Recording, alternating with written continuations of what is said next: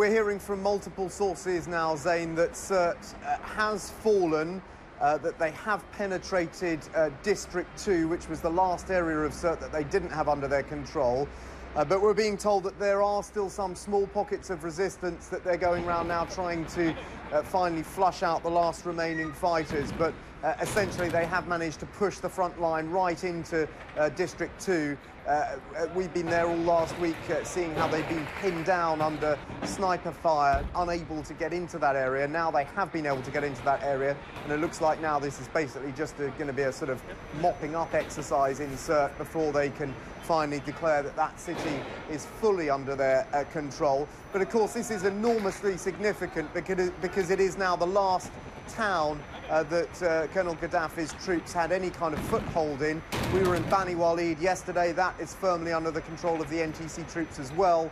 So now they have the entire coastal stretch all the way from east to west. They have Bani Walid. The question is, though, what's happening in the deep south, in the deserts? There are reports from the Prime Minister, Mahmoud Jabril, saying that he thinks that Colonel Gaddafi may have sort of co-opted the Hamada tribe in the south with up to 12,000 tribesmen across the border in Mali and Chad, and that he believes that Colonel Gaddafi may be trying to stage some sort of insurgency from the south. So it would be premature to say this is completely over, but this may be the beginning of a new phase, away from a conventional war with the two armies fighting it out in cities, and perhaps now entering something more tricky, possibly an insurgency if the Prime Minister is to be believed. Dan, even though it may not all be over, with the fall of Sirte, will the National Transitional Council officially announce, from their point of view, the liberation of Libya? That's what we'd been told, yes, that they would announce that Libya has been liberated.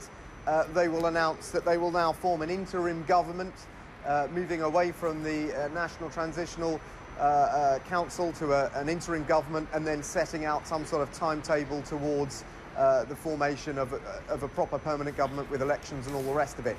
So, you know, this is an enormously significant moment in the history of Libya, in the history of this revolution, and one that they have been grinding their way towards painfully slowly over the last couple of weeks. I mean, it has been a very bloody battle in Sirte, as we've seen firsthand, really fierce resistance being put up, and just showing how difficult it has been to get that last area, District 2, which we now believe they have largely under their control, not 100%, but certainly they've managed to make a move this morning right into the centre of District 2, with some reports of some pro-Gaddafi fighters trying to flee along the coastal road, the coastal highway there, before they were shot and killed.